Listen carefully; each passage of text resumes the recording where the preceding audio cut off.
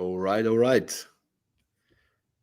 Hello, everybody. My name is Stoyan, and I'm the host and founder of Productivity Mastery. Very, very excited about today's episode number 74.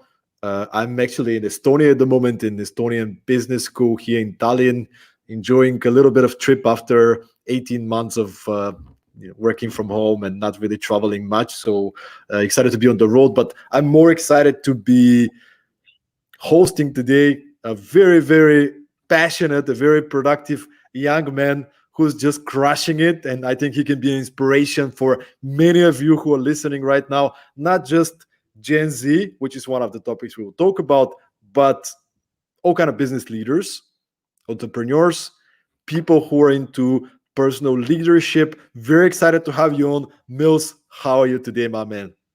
Stoyan, thank you so much for that. Thank you so much for that introduction. I really do appreciate it. And I was always really honored and humbled to be invited to your podcast. I mean, we're now on episode 74. Like, that is just insane that you've done 74.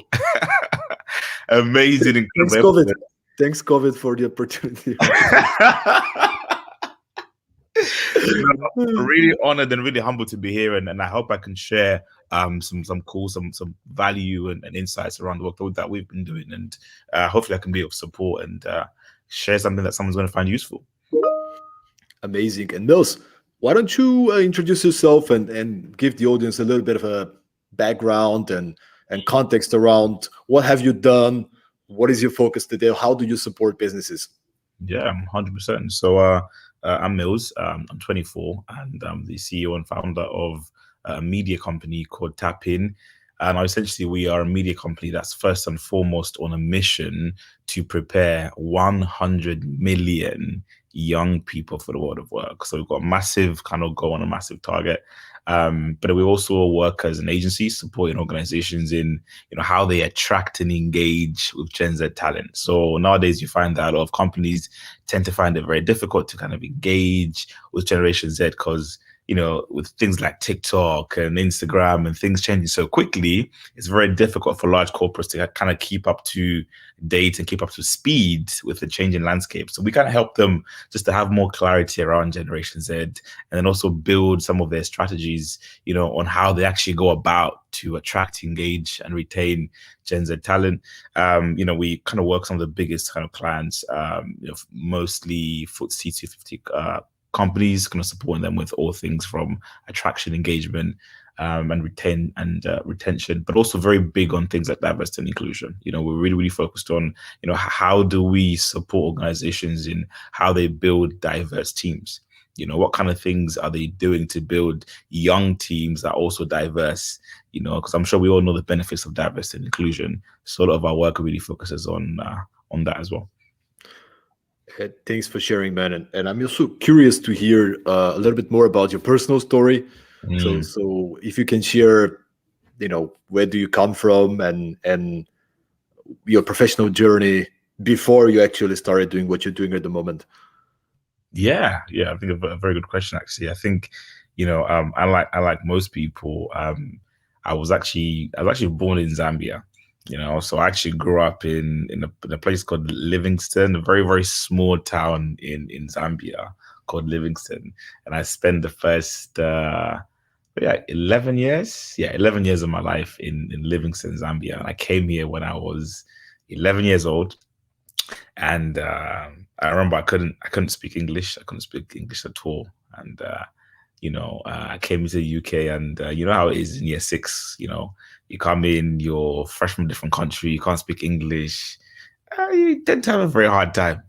I actually remember going to the front of the class one time, and they were asking me, they were like, Mills, go to the front and introduce yourself. But I couldn't speak a lot of English, so I went to the front of the class and I said, my name is Milimo, but I said it in a very fresh accent, like a really fresh, a really fresh accent.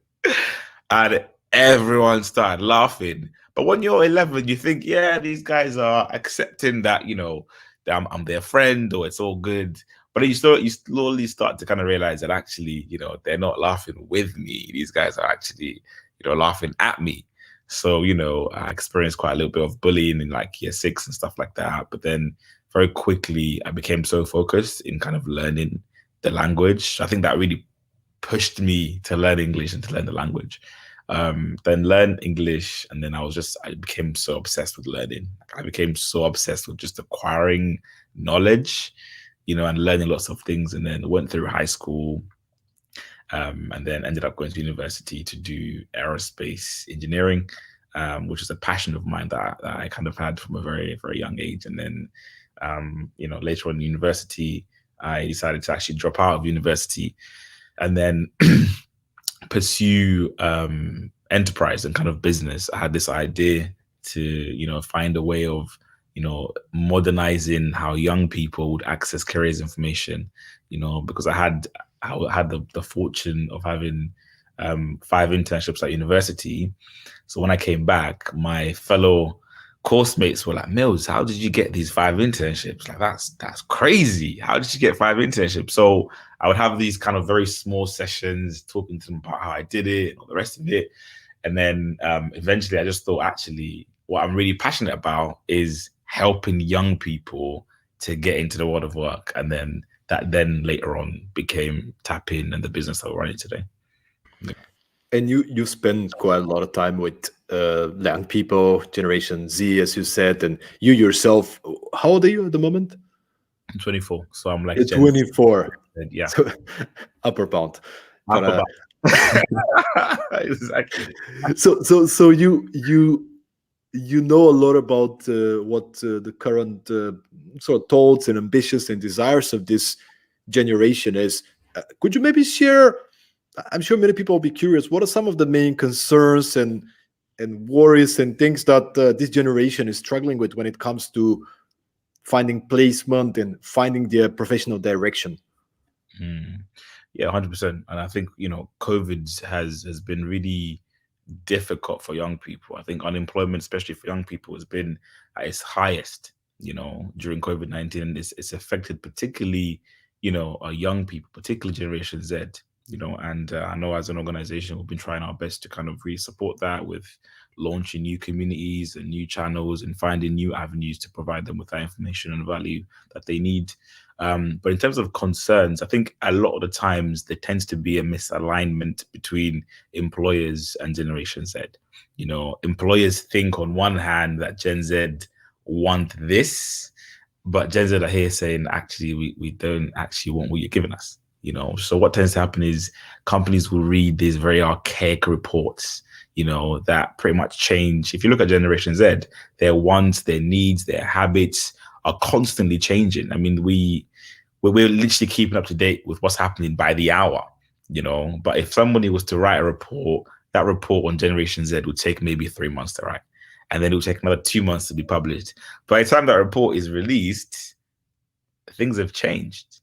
So companies will be reading reports and looking at data from, things like years and years before, thinking that that's the current sentiment of Generation Z, not realizing actually that things have changed. So I think one of the biggest kind of challenges is just that misalignment, that misalignment between what Gen Z really want from employers or the workplace and what employers think Generation Z actually want. And part of our work and part of our responsibility, as an organization, as a media company, is, how can we support both parties? How can we support young people, to be more aligned with what companies are looking for, and also how do we support organizations, to understand Generation Z?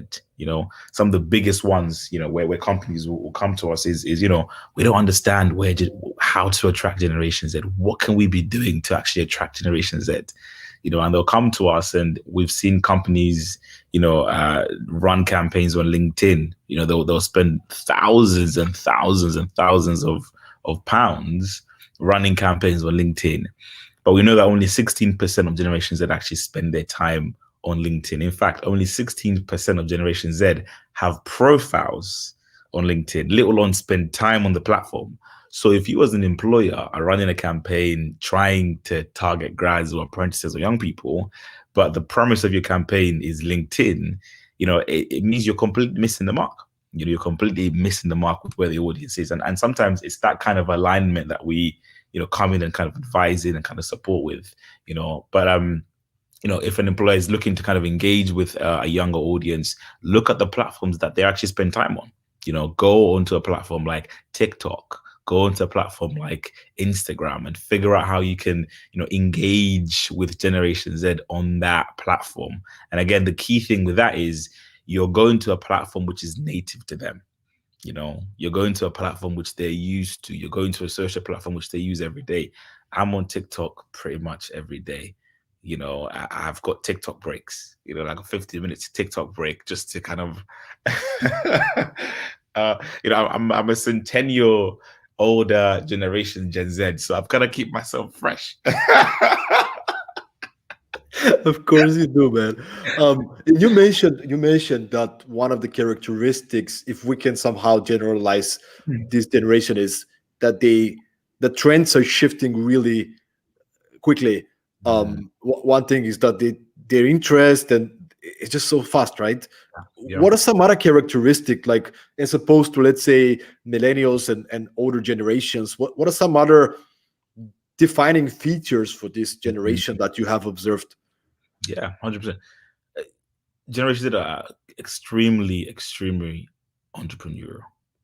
They want to start new things. They want to start new businesses. In fact, during the pandemic, I read a report which was released by another kind of Gen Z agency, and it said 67% of the Gen Z they surveyed actually started their own business.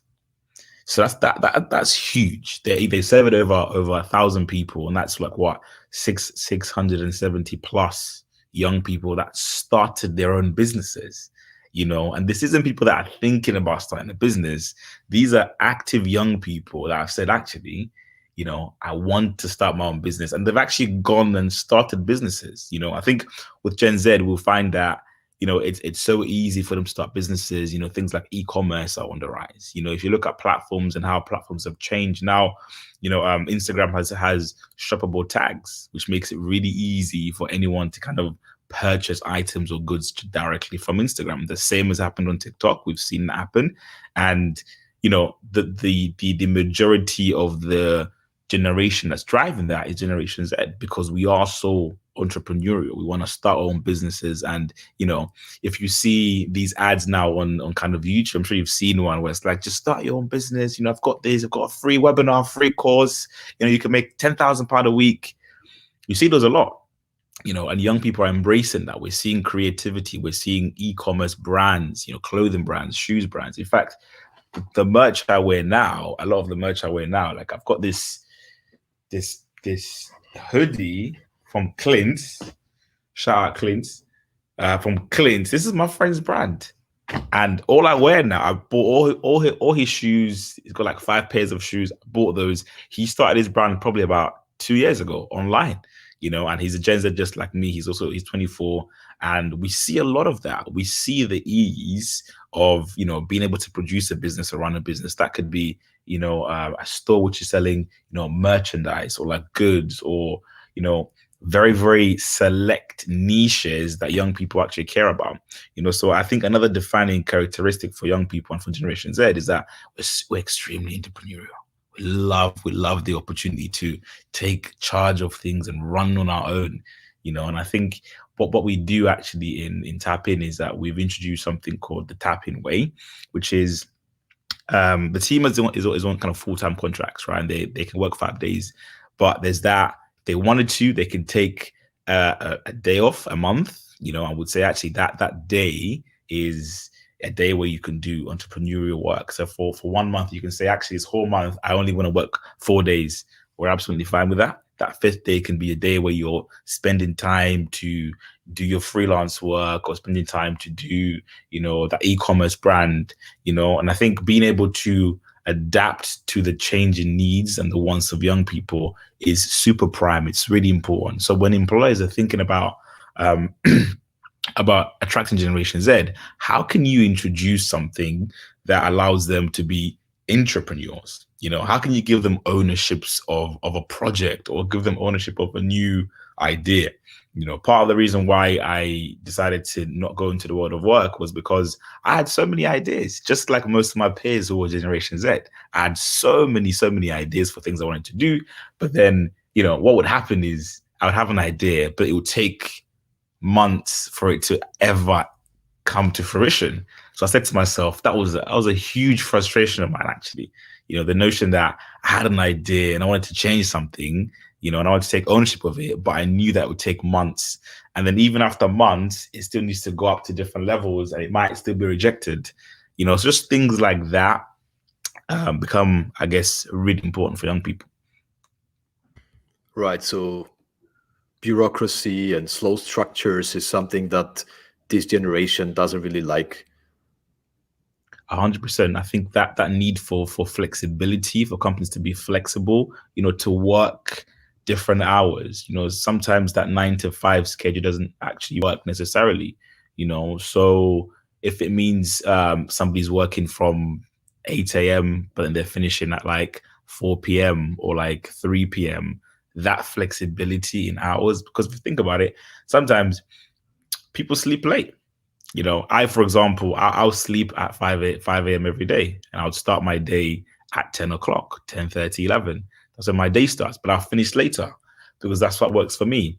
And I think being able to adjust and to kind of understand that actually, if somebody's working 9 to 5, you're probably not getting the most effective version of that person. Because if you're saying to them, start at 9 o'clock, but they literally sleep at 6 a.m. every day, you're not doing anyone any favors. All you're saying is, look, we have this rigid structure, right, that we want you to follow. We want you to start at 9 o'clock and to finish at 5 o'clock. And we want you to continuously do that.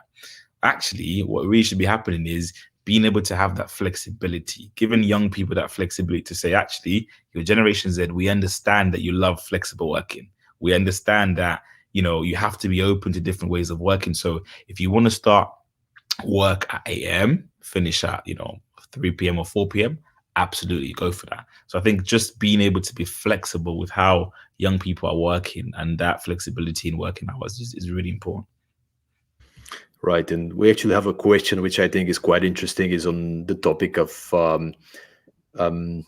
you'll see actually. So Anne is asking, she's saying, hi Nels, how will the job advertising look like in the near future?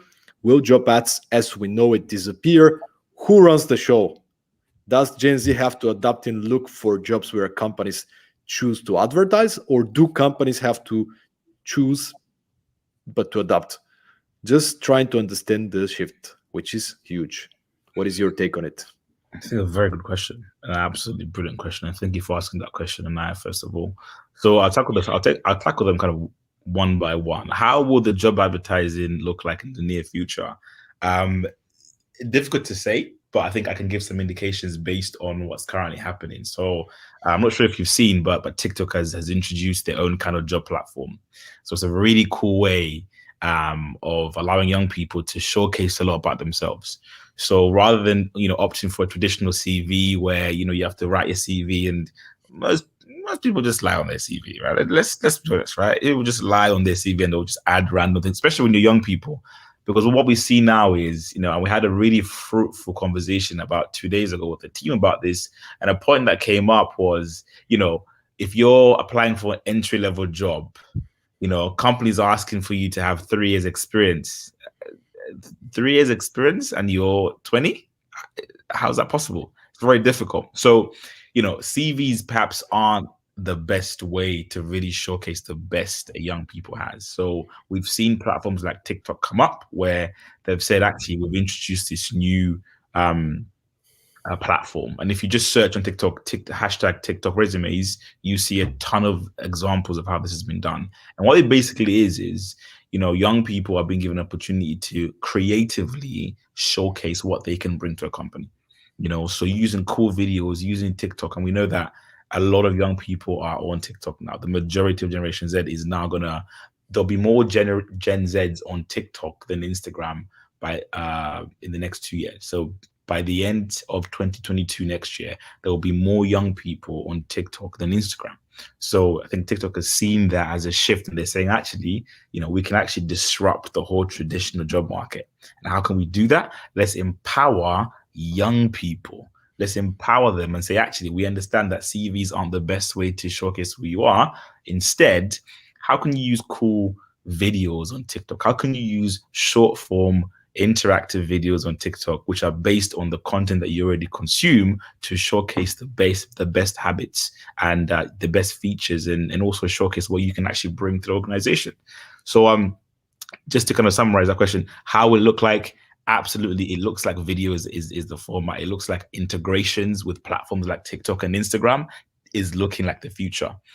And then the next one, will job ads as we know it disappear? it's it's a hard one to say. Personally, I don't think that job ads are going to disappear anytime soon. I think they will still be there. I think they do serve their purpose. There's still a large proportion of young people, perhaps, and experienced hires and millennials and other people who still find value in job ads. So I don't think that they will essentially disappear of such. Who runs the show? Is it companies or is it young people? Who knows? Who knows? Who absolutely knows? I think it's important that both are aligned. It's important that young people understand the needs of employers, but also it's important that young people. It's also important that employers understand the needs of young people, and that they are changing. So there needs to be that unison there between the two. So I don't think one individual person runs the show of such. I think there's a need for communication and collaboration across both fields. I hope, Anya, you enjoyed the answer of this question. Obviously, it's a question about the future, so who knows? But thanks, Mills, a lot of great suggestions of where we might want to look for answers and for more effective attraction of next generation talent. What I'm curious to explore a little bit is the mindset of Generation Z in general, and maybe if you can think about, like, imagine I'm a 18 years old right now who's very ambitious, and I come to you and I'm like, Mills, you're very inspiring. I don't know what to do with my life. I'm trying to find my purpose. My classmates, they have it figured out. Here's this guy, he started the business. I don't know what to do with my life. I'm stuck. What do I do? What would you tell this young person? It's a very good question, and it's not even an easy. It sounds like an easy question to answer, but it's one of those where, the reason why we exist as an organization is to do exactly that. You've really touched on the existential existence of TapIn, which is we're actually supporting young people to do that. And what we've been doing is that we've been trying out different avenues and just really monitoring them and really trying to understand which of them allow young people to have the most value, flexibility, and kind of understanding. So what we've been doing to kind of answer that question, I think that the best way for me to answer this question is to kind of give you guys an understanding of what we've been doing to kind of attempt to support young people in this space. So we've been producing content on all platforms. So across all the platforms where young people are actually on. We're just in the stages of just incepting the TikTok page right now, just around, supporting young people. But we've produced content on YouTube, but very simple content, content that isn't like super complex. We've started to produce like little videos on YouTube that give you, an in-depth understanding of particular roles. If you want to go into banking, there's a video there on how to get into a company like JP Morgan. And we really break that down very slowly. But then also on platforms like Instagram, we've got like a whole channel where we just produce almost daily. We produce content on there, which is just going in deep, sharing all the insights around, how can you get into banking, for example, or how can you get into law or tech? And it's just a constant feed of content. And I guess the premise of our thinking here has always been, rather than taking young people away from, the social media and go take them to a website and say, click on this website and spend time on this website, we've tried to make all of our advice native, so bringing everything away from websites and blogs and articles and forums, but creating it on native platforms that make it really easy for young people to kind of have access to them. Now, in answer to that question, where would that young person start? Where would they be looking at? I could definitely say start with TapIn, I guess, as a source, but I don't want to be biased. I don't want to be biased in that sense. But I think sometimes it's about following people that inspire you. To find out people that will really inspire you, people that you look up to, people that you find an ascertained value from. And if there is a passion that you have, try and see if you can actively pursue that. Is there a lawyer that now there's tons and tons of influencers across social? Is there a lawyer? If you want to, for example, if you want to go into law, is there a TikToker, or is there a person or personality or someone on Instagram who you can follow, an influencer, I'd call them actually, who you can follow on that channel that does that exact thing that you want to do? And then just try and learn from them, try and see what they do, try and see if the life that they're portraying or the work that they do is something that you'd actually be interested in. So sometimes being able to lean on people that have been successful, people that have successful roots, and use them as I guess markers for your direction. If you want to go into influencing, for example, there are tons of influencers that do crazy things. That now there's probably like hundreds of niches for influencers that range from guitar playing influencers to guys that are doing things like fashion brands and all the rest of it. Find somebody who inspires you, find somebody who does something that you enjoy or a passion of yours. Study them. The one thing I always say is success always leaves a root. If you want to be successful at something, there would be somebody who has done something very similar to you, and you can study them, study their habits, study their productive habits. What are they doing? What keeps them productive? How are they, what's their routine in the morning? What are they doing? What's their morning routine? Are they reading a lot? Are they, spending time in certain places? Are they meeting certain people? Are they networking? Definitely believe that if you want to go into something and you want to be successful at it, success definitely always leaves a trail. It always leaves a kind of a route that you can obviously follow. So I'd almost say actually try and see if there are influencers or people or even organizations who can provide you with that support, and then try and go in that direction. And I can imagine a lot of young people listening to this podcast right now, and watching you, listening to you, and they're like, wow, look at this guy. He's very confident. He knows what he wants. He's passionate about what he does. And that's kind of the impression, the energy that it's coming from you, obviously. But I'm more curious, how did you find this direction? Like, if you can give the listeners some sort of a roadmap, like did you study some personal development books? Did you follow any role models and in the industry that you wanted to be in, and you started doing the habits? Like, what was your story in that direction? I think it's interesting because I actually probably didn't realize that I wanted to go into business or startups or anything like that.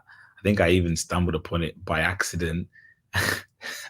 I stumbled upon it by accident, and then it wasn't until many years after I'd done this one thing that I'd realized that actually, I should probably go into enterprise. Now it's a funny little story. I was used to love playing video games. I used to love playing Call of Duty in particular. It's my favorite thing to do. After school, jump on the Call of Duty, jump on the headset, and play Call of Duty. But I think my mum also loved to watch her television shows. So at the same time, I came back from school, I was playing Call of Duty, but my mum was also wanting to play her video games at exactly this. Sorry, I wanted to watch her TV show at the same time. So this one time I was playing and she wanted to watch, and she was like, Mills, I want to watch my thing. And I was like, Mum, I want a kill streak. I can't. I'm 60 kills in. There's no way I can just jump off. I can't do that, Mum. I've never reached this milestone before. So she obviously, unplugged my PlayStation. She said, Mills, if you want to play your video games, then you've got to purchase your televivision, and you can play your video games. So I was like, damn, this is gonna be, how am I gonna do this? I started thinking, and I came up with an idea to kind of launch like this little business in school where, if you needed to buy an 18 game, I can get the 18 game for you because I had a debit card at the time. I think I was like 13 or 14, and not many 13 or 14-year-olds had a debit card at the time, but I had one. And I'd buy people 18 games. I'd buy them also. Like, do you remember like the BlackBerry Curve? Like lots of kids had that. So I'd buy them the covers. I'd buy the covers for like £5, sell each for £5, make a profit. Did that over like 2 or 3 weeks. I think within a month, I had enough money to buy my TV, and I bought the TV, and I could play video games upstairs, and I shut down the business. It wasn't until later on that I realized that actually that was the inceptive stages of kind of enterprise. I saw a problem and I actually had a solution to solving that problem. And then I actually realized that within me is that passion, that drive to be an entrepreneur and to solve problems. And then that ended up leading to like several like businesses that failed. But I'd say that there wasn't like a particular route. I failed a lot. Part of the journey was I was failing a lot. I had, a business that I tried, which was a drone business. I tried to do something crazy and introduce this, advertising experience, immersive advertising experience where people could be connected to drones. And it didn't work. It absolutely failed, But I think the one lesson I learned is in anything that you want to do, go in with the notion that you are going to fail. Go in with the notion that things are not always going to go towards plan. Go in with the notion that, there is no clear path. I think it's a misconception that people have that when you start something, there is one clear path. And if you follow this one guy, you're going to get it. It doesn't work like that. When you go into if you're doing something, you're going to have your own unique route. You can follow someone's route, but you realize that the roadblocks that they face might be very different to roadblocks that you're going to face. But I think one of the most important things I think that's kept us going is just the understanding that we've accepted that we are going to fail. There is going to be some failure, but I think it's the mindset that we then have to say that once we do fail, this is what we're going to do to get over it. We're going to keep going. We're going to keep, attempting the next big thing. We're going to go for the next big target. There's been lots and lots of things that haven't worked out. There's been lots of clients that haven't worked out. We spend hours sometimes creating proposals for clients and they just haven't gone to plan, but we don't give up and kind of stop. We just keep going. But I think that notion that young people have in particular, that, there is one particular route that if I follow this one guy, if I follow Elon Musk, that if I just follow Elon Musk and I follow everything that Elon Musk is doing, I'm going to make it. That guy has interviews where he says he doesn't sleep sometimes, and, it's this whole, this whole entrepreneurial kind of hustle thing. And I don't really believe in it. I don't really believe in, you got to be working 24 hours a day, no sleep. That's absolutely ridiculous. Your mental health is really important. You have to ensure that you have time for yourself. You have to ensure that you're also working hard, but actually maintain your mental sanity and also have the flexibility to be creative, and push yourself as much as you can, but this notion that there's one route, that if you follow this one route or you follow these 3 entrepreneurs and average them out together and it gives me my route. No, I think everyone's route is very unique. And I think, it's just about being able to embrace failure, and once you embrace failure, you can then have the honest and that passion to continue going. I'm really grateful that you're sharing this. I think when I was at that age, I had this also very similar romantic kind of perspective around how things should be. I'm going to be working hard, and then I had the expectation that if I'm consistent and work hard, things are going to magically come to me. And then you start your own company, and then you figure out, oh, it's completely different, right? Like, and you mentioned Elon Musk, one of the successful tech entrepreneurs, like everybody knows about him, but go and study him in detail. Don't look at the successes only. Go and study how many hours this guy's putting in, how many times he's making wrong decisions, and he had a lot of failures with all the companies that he had. And I mean, think about the day of one guy like this. A lot of people say, I want to be a billionaire. Really? You want to be you want the perks of the billionaire, but mm. do you want to get on the journey of becoming a Yes. billionaire? And then Yes. once you're the billionaire, bearing the weight of Mm, all the decisions you have to take, the legal cases, mm, the security issues, like, do you really want to be a billionaire? mm, I think that the first part comes with setting the intention, and I think this is something that hopefully we can be a platform with what you do, with what I do, with the other partners and so on, to support people to really create the space to mm, look inside and say, what what's my journey? What do I want my journey to be? mm, Like the Elon Musk, the Jeff Bezos, they come from some sort of background that is not mm, yours. I mm, love the fact that we can get inspired and we read books and we're discussing with you a lot of business books and so on. Really mm. important, but nobody comes from the same neighborhood that I do. Yeah. Nobody has my knowledge, my network, and my passions and desires.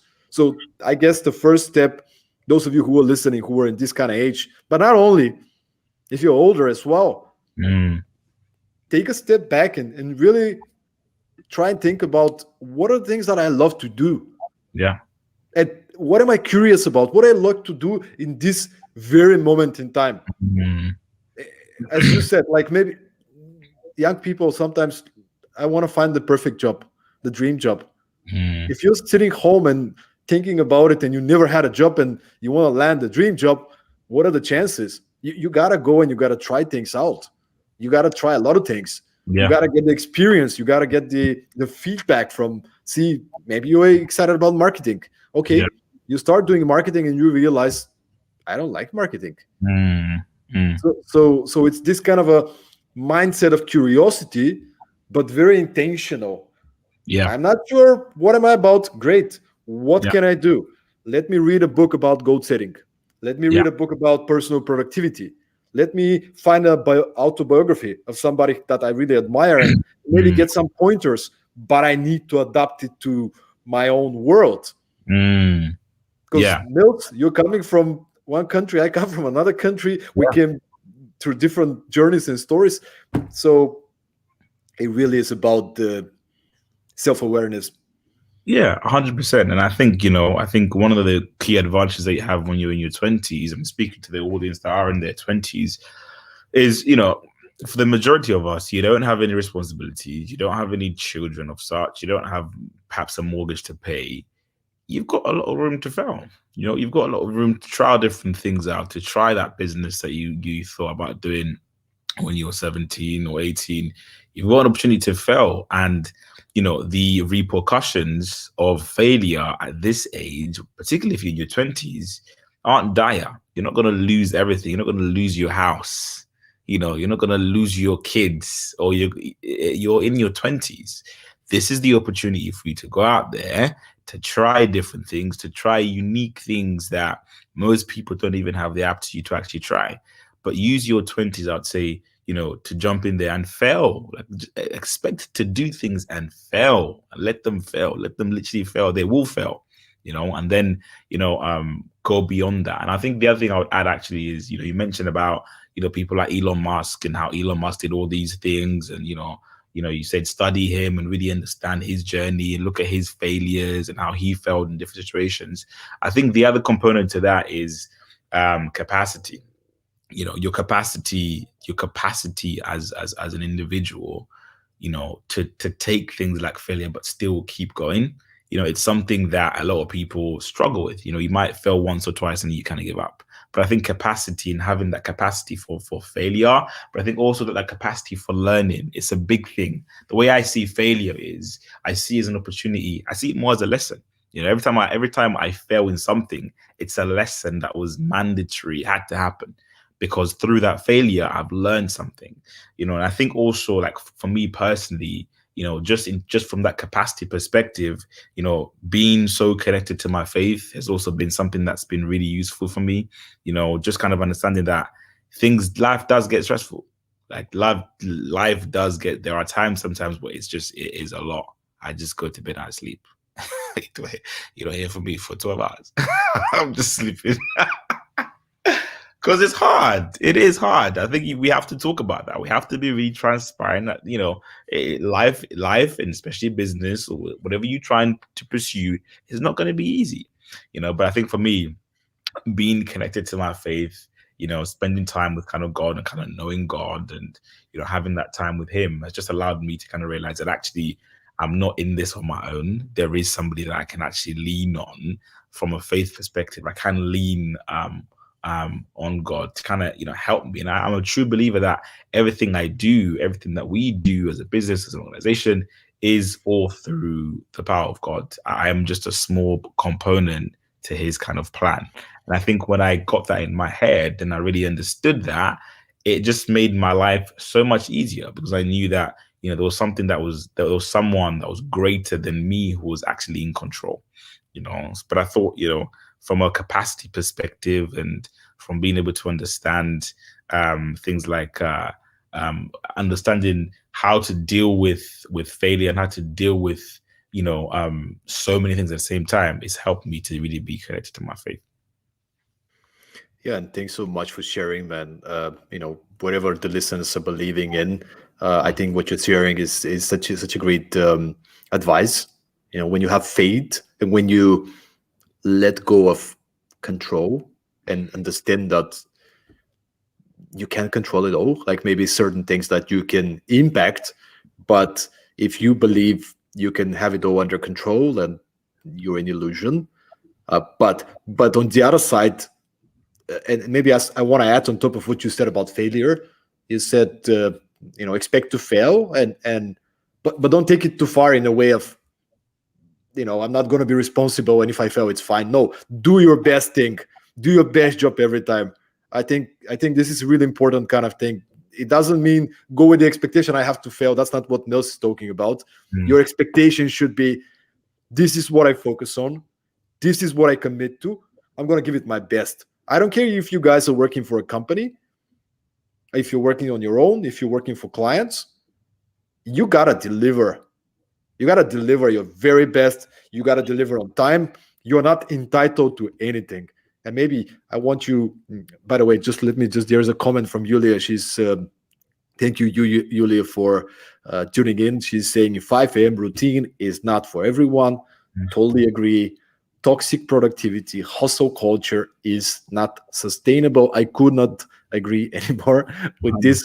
Yeah.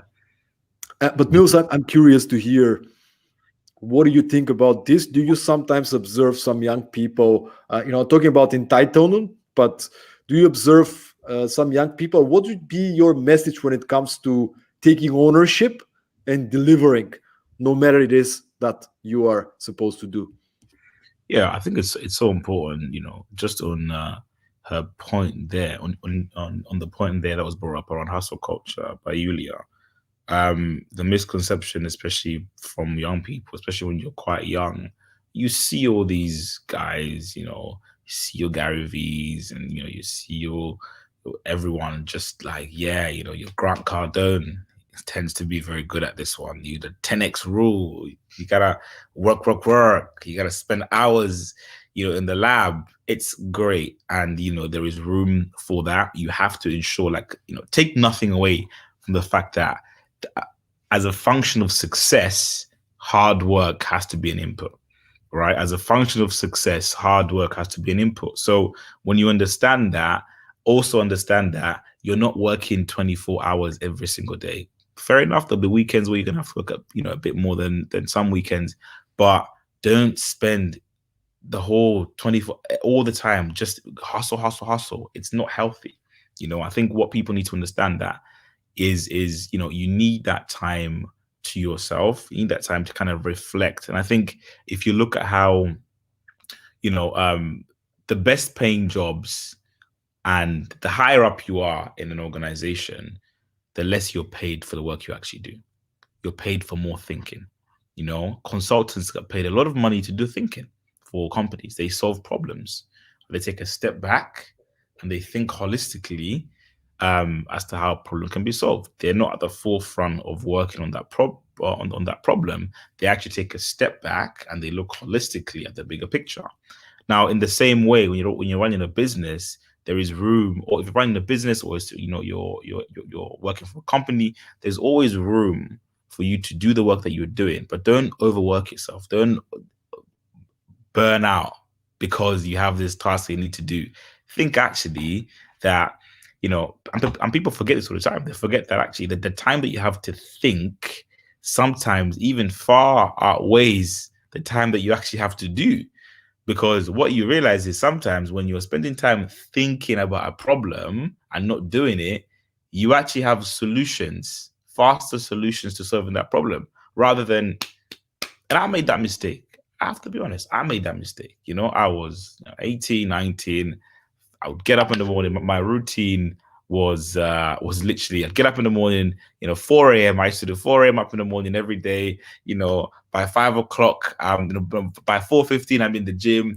4:15 to 5 o'clock, I'm in the gym. Between 5 and 6, I'm reading heavily I'm reading heavily, and then 6 to 7, I'm like praying and meditating. Between 6 to 9 a.m., I'm doing work, and then I'll do 9 a.m. until 10 p.m. I was crazy. It's absolutely ridiculous. If somebody told me at the time that, Mills, you are wasting your time, do not do that, I wouldn't have listened at the time.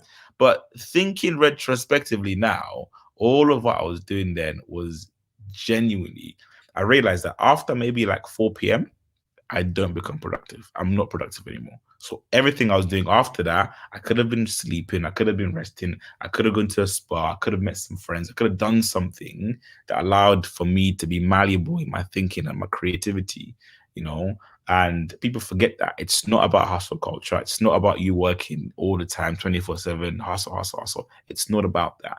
It's about you giving yourself the opportunity to, number one, be productive and to work within certain hours, and then spending time to actually be malleable in your thinking. Spend time to yourself, have some time for your own mental health, and actually really develop that.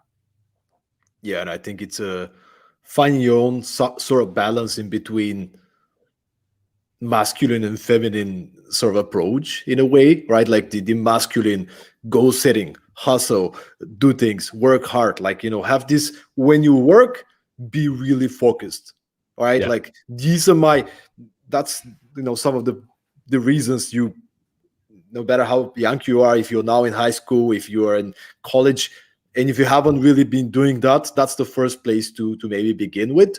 Start setting goals, long-term goals, but also daily targets. What are the results? If I have the most productive day tomorrow and it's 8 p.m., what have I finished at this day? What have I finished? Now, what am I working on? What have I finished? Because many people, they're starting things, they're really good starters. But what have I finished by the end of the day? What are the results that I actually produced? And then based on that, how do I structure my day, my workload, where I include breaks, I include time to rejuvenate, I include some fun times, maybe after 5, after 6, after 7, whatever it is that works for you. So I structure my day, I take ownership, whatever I promise to my clients, to my employer, to whatever, I get it done. There's nothing around it. Okay, sometimes you have days that you're not productive. That's fine. Yeah. Communicate effectively. Hey, I'm not feeling very well. I'm really sorry I cannot finish that. Can somebody cover me up? This is ownership. Don't let it there. It's really, really important. But at the same time, also. Come on, Stern. Come on, give it to them. I love that. We love it. Come on. No, but seriously, at the same time, also, like, you gotta take care of yourself. You gotta put breaks. You gotta put places for, you said, meditation, praying, exercise. Like it's a long-term game, man. Like, I mean, now people are talking about it right now that we are probably going to be living 120, 130, maybe more years, right? Because of the technology, healthcare, and so on. Everything is evolving. Like, it's not this week and you're done. No, you have many, many years ahead, maybe 100 more years.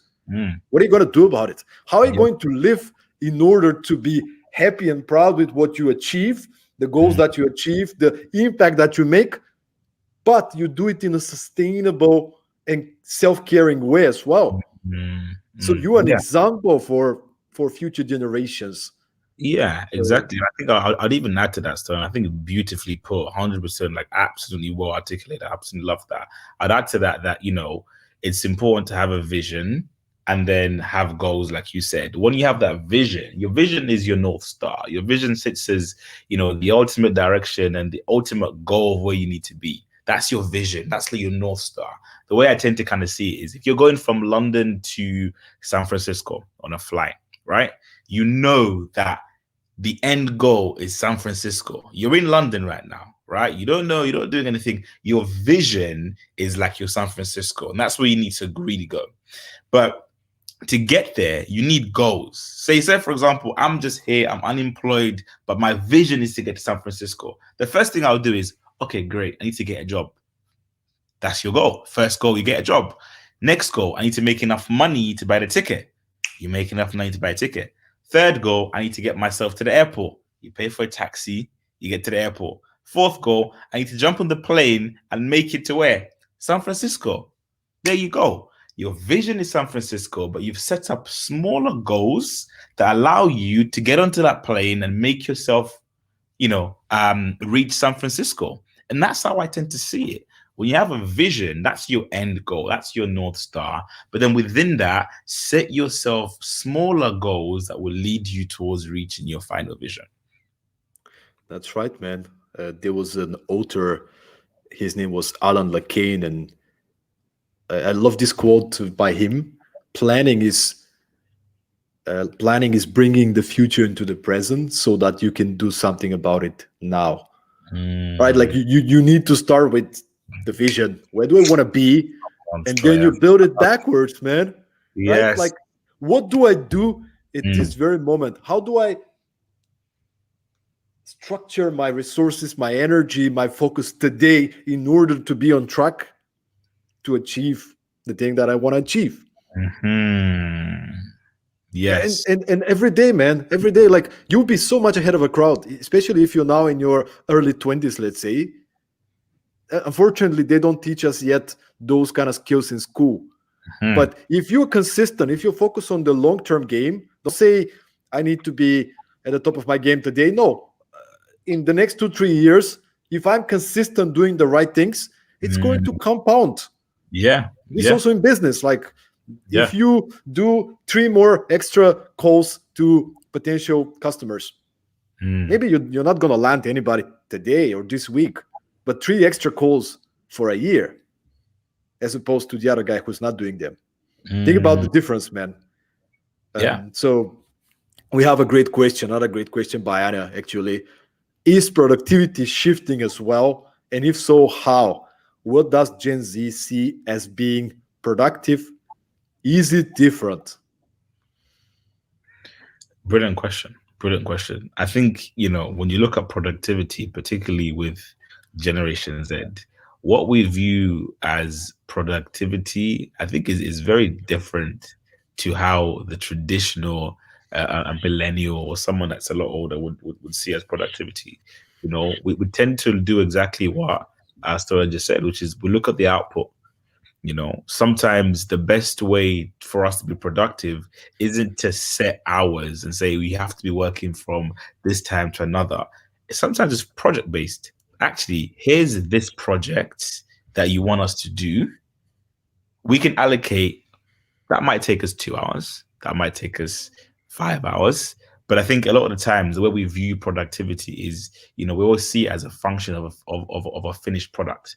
If somebody gives us a task and say, I would like you to, create a brand for Generation Z, that could for someone that's a whiz, that could take them 3 hours. And we've seen that within our own team. But the projects which we give the team, I might have calculated that might take 2 days. Louis comes back in like 2 hours and it's done.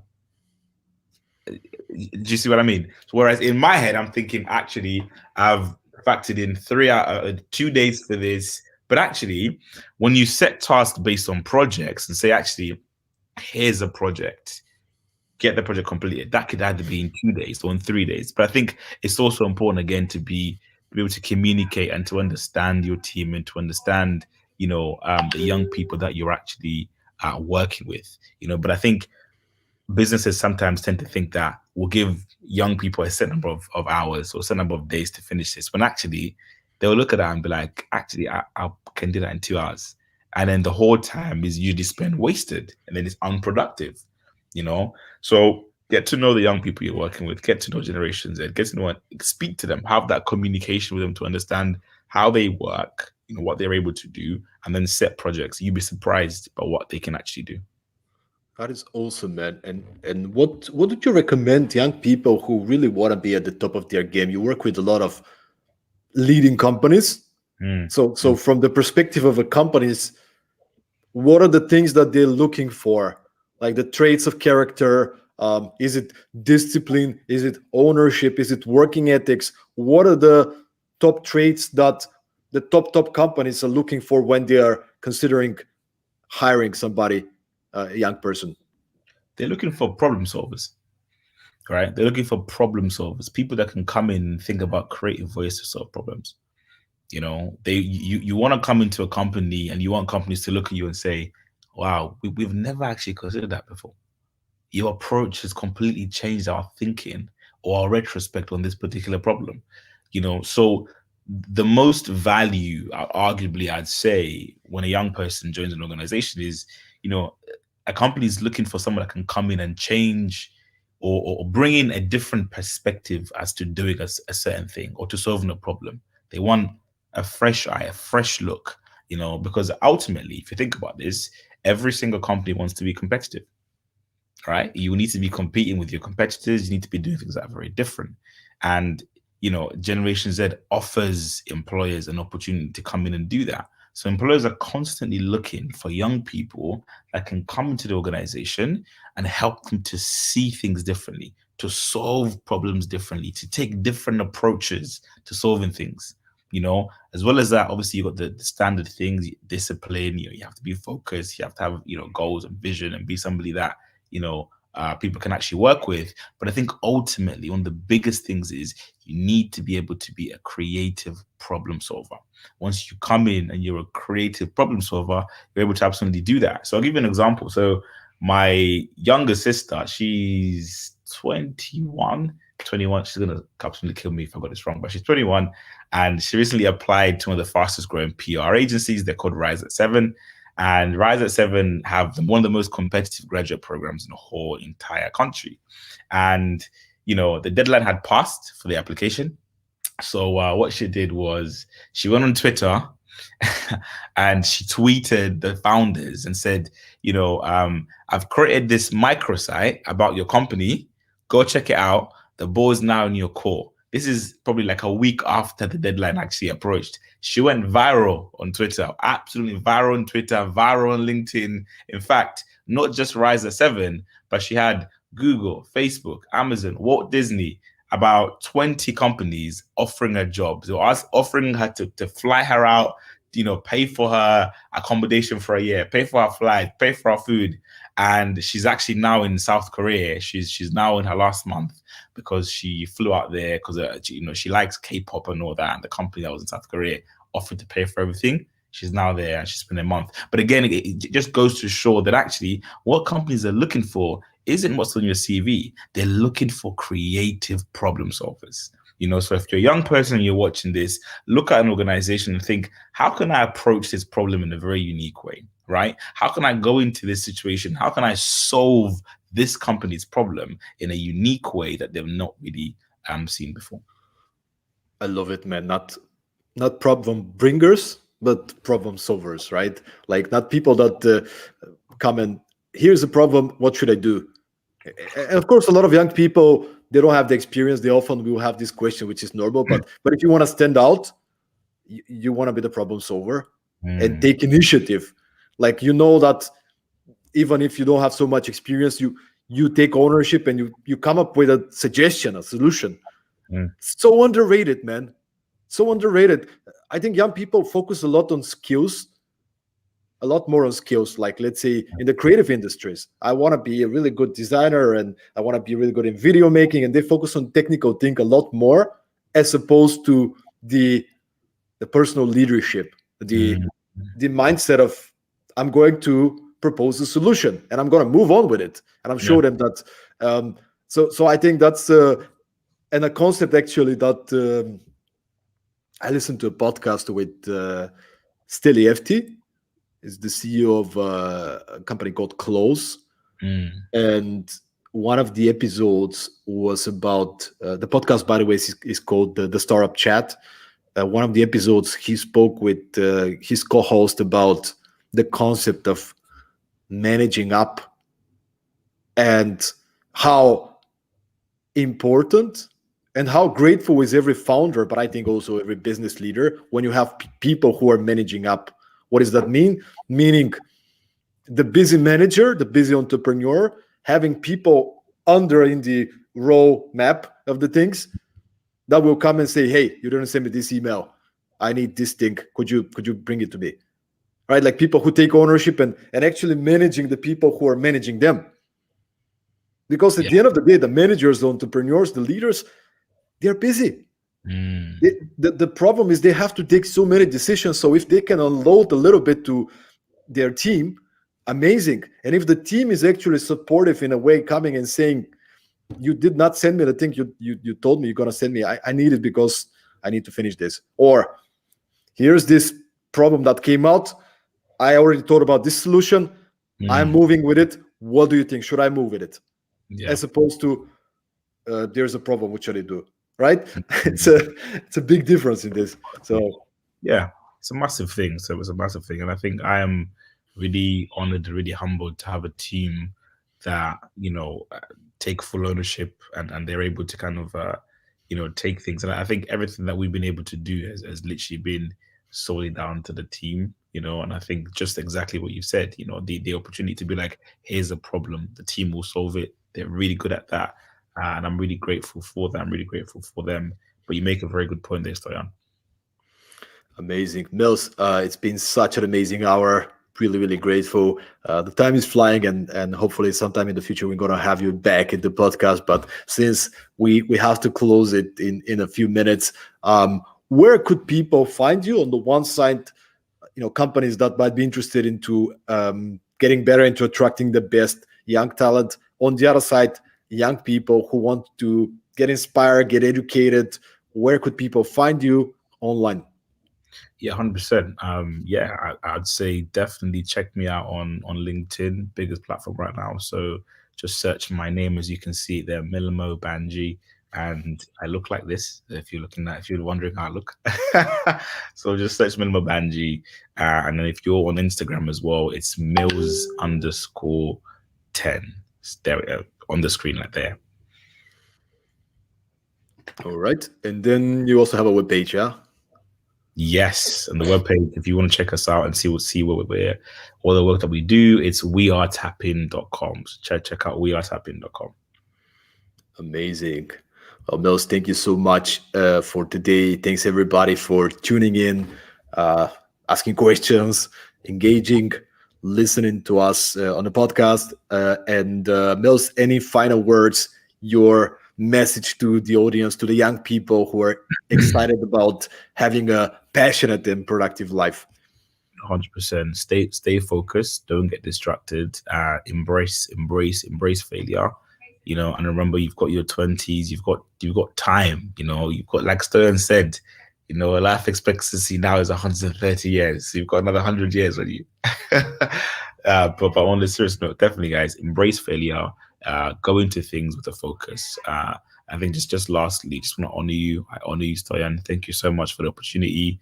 I'm really humbled. You're doing fantastic work with the Productivity Mastery podcast.